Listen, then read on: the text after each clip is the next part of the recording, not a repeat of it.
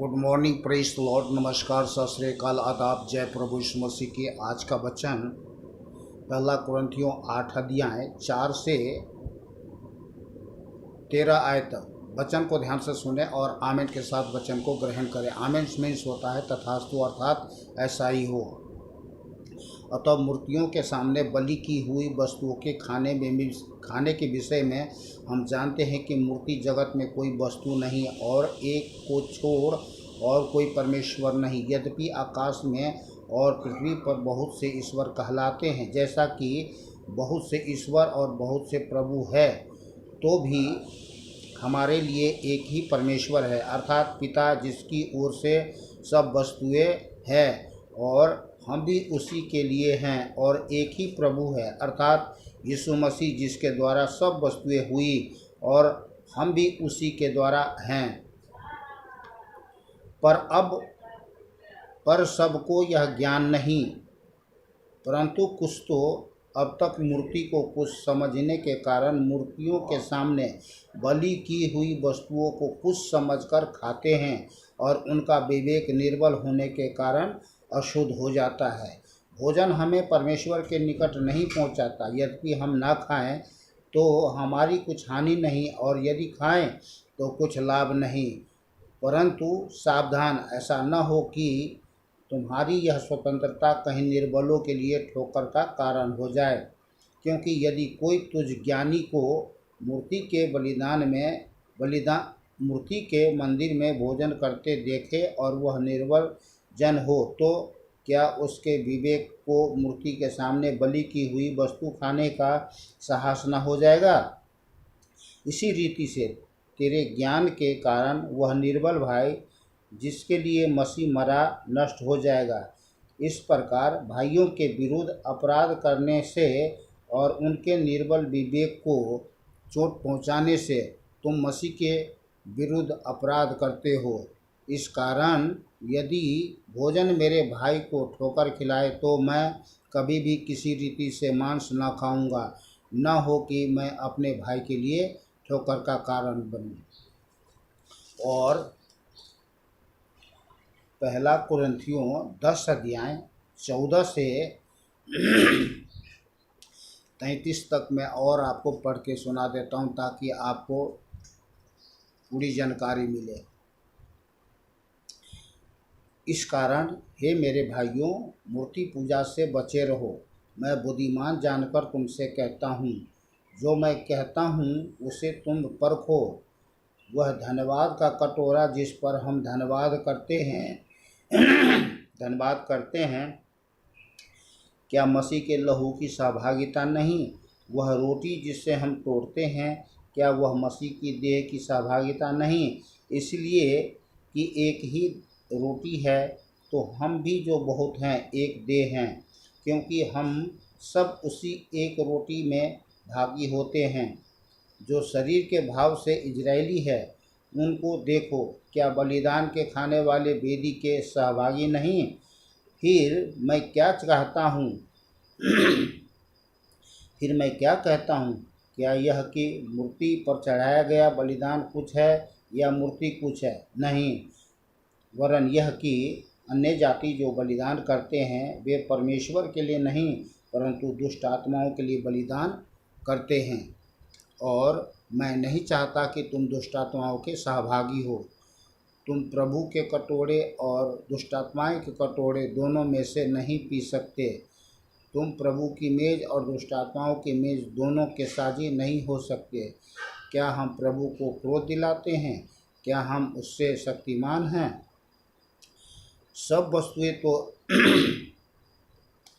वस्तुएं मेरे लिए उचित तो है, परंतु सब लाभ की नहीं। सब वस्तुएं मेरे लिए उचित तो है, परंतु सब वस्तुएं से उन्नति नहीं। कोई अपनी ही भलाई की नहीं वरन दूसरों की भलाई को ढूंढे। जो कुछ कसाईयों के यहाँ बिकता है वह खाओ और विवेक के कारण कुछ न पूछो, क्योंकि पृथ्वी पर उसकी भरपूरी प्रभु की है। यदि अविश्वासियों में से कोई तुम्हें न्योता दे और तुम जाना चाहो तो जो कुछ तुम्हारे सामने रखा जाए वही खाओ, और विवेक के कारण कुछ न पूछो। परंतु यदि कोई तुमसे कहे, यह तो मूर्ति को बलि की हुई वस्तु है, तो उसी बताने वालों के कारण और विवेक के कारण न खाओ। मेरा मतलब तेरा विवेक नहीं, परंतु उस दूसरे का भला मेरी स्वतंत्रता दूसरे के विचार से क्यों परखी जाए। यदि मैं धन्यवाद के साथ साझी होता हूँ, तो जिस पर मैं धन्यवाद करता हूँ उसके कारण मेरी बदनामी क्यों होती है। इसलिए तुम चाहे खाओ, चाहे पियो, चाहे जो कुछ करो, सब कुछ परमेश्वर की महिमा के लिए करो। तुम न यहूदियों, न यूनानियों और न परमेश्वर की कलीसियाओं के लिए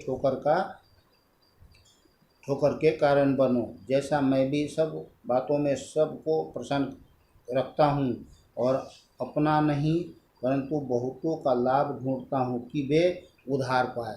आमीन। तो मैं आपको एक बार रिपीट करके पहला कुरिन्थियों 10 का 20 आयत में पढ़ के सुना दे रहा हूँ आपको, फिर से दो बार रिपीट करके। नहीं, वरन यह कि अन्य जाति जो बलिदान करते हैं वे परमेश्वर के लिए नहीं परंतु दुष्ट आत्माओं के लिए बलिदान करते हैं, और मैं नहीं चाहता कि तुम दुष्ट आत्माओं के सहभागी हो। देखिए, यहाँ समझने वाली बात यही है। पहली बात, जो मूर्ति के सामने बलिदान की जाती है,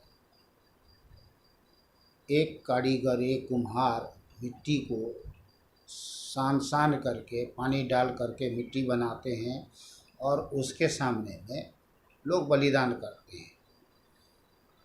परमेश्वर कहते हैं, मैं सृष्टि का सृजनहार हूँ, सब कुछ मैंने बनाया है, कोई क्या मुझे बना सकता है? नहीं। दूसरी बात, क्या मैं मनुष्य हूँ जो मैं मांस खाऊं, या मैं शैतान हूँ जो मैं मांस खाऊं या खून पीऊं? सारे सृष्टि में जो कुछ है वो तो मेरा ही है। तुम मुझे कैसे किसी वस्तु से प्रसन्न कर सकते हो? और जो ऐसा कर रहे हो तो तुम मेरे लिए नहीं कर रहे हो, ये शैतान के लिए कर रहे हो, दुष्ट आत्माओं के लिए कर रहे हो। इसलिए परमेश्वर अपने लोगों को समझ दिया है, बुद्धि दिया है, ज्ञान दिया है, अपने लोग को जो जीवते अधिक परमेश्वर यीशु पर विश्वास करते हैं।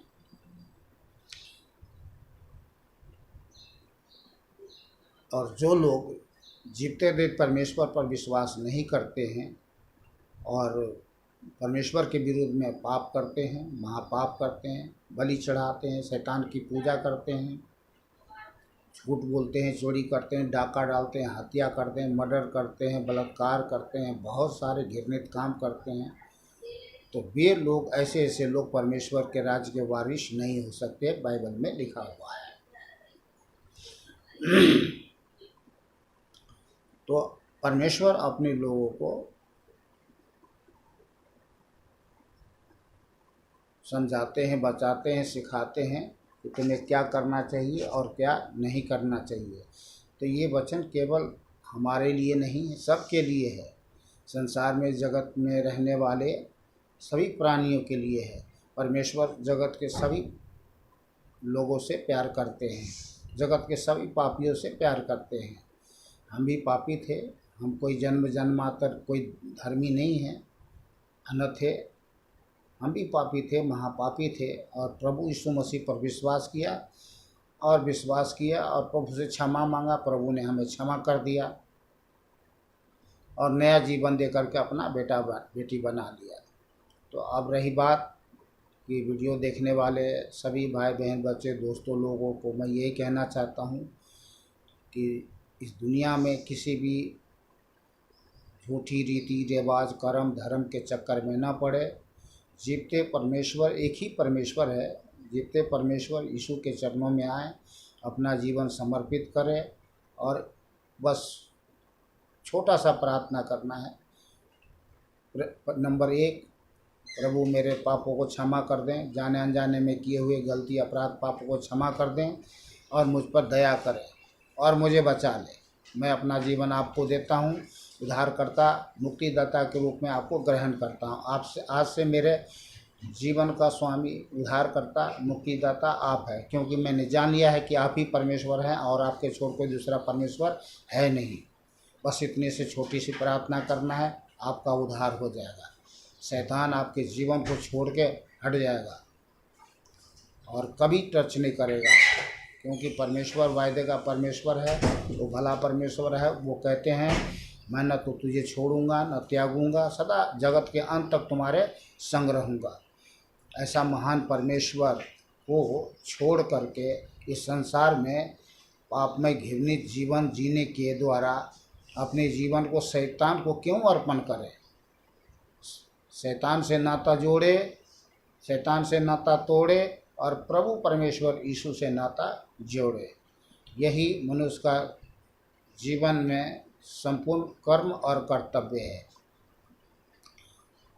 चलिए मैं एक छोटा सा प्रार्थना करता हूँ आपके लिए। सर्वशक्तिमान पिता दयालु अनुग्रहकारी करुणामय परमेश्वर, जितने भी भाई बहन बच्चे लोग दोस्त लोग प्रभु इस वीडियो को देखते हैं इस संसार में, प्रभु उन सबको प्रभु हम हालेलुया आपके लहू में रखते हैं। पाप क्षमा करे, दया प्रकट करे, आपका राज आए, आपकी मर्जी पूरी हो, आपकी ज्योति चमके, अंधकार का राज्य कार्य बंधन टूट जाए प्रभु मसीह यीशु के सामर्थ्य नाम से। हालेलुया। जीवित परमेश्वर प्रत्येक लोगों को आपके बलवंत हाथ में सौंप देते हैं प्रभु मसीह यीशु के सामर्थ्य नाम से। हालेलुया। जीवित परमेश्वर अपने बेटों बेटियों जितने भी प्रभु आज आप जीवते देव परमेश्वर पर विश्वास करते हैं, उन पर आपका अनुग्रह दया कृपा हमेशा बना रहे। और जितने लोग इस वीडियो को देखते हैं प्रभु, उन सारे लोगों का उद्धार हो प्रभु यीशु के नाम से। आपके हाथों में सौंपते हुए, आपके लहू में छुपाते हुए छोटी सी प्रार्थना विनती हमारे उद्धारकर्ता एक माँ जीवित अद्वैत परमेश्वर प्रभु मसीह यीशु के नाम से मांग लेते हैं, आमीन। मैंने आपके लिए प्रार्थना किया है, आप बोलिए आमीन। आमीन मीन्स होता है तथास्तु, अर्थात ऐसा ही हो। विश्वास करते हैं तो बोलिए आमीन। मिलते हैं फिर कल दूसरे वीडियो में। खुश रहे, आनंदित रहे, सुरक्षित रहे और भला चंगा रहे। फिर से एक बार सभी भाई बहन बच्चों को दोस्तों को नमस्कार, सत श्री अकाल, आदाब। जय प्रभु यीशु मसीह की। बोले जय प्रभु यीशु मसीह की। नाम लेने में भी उद्धार है।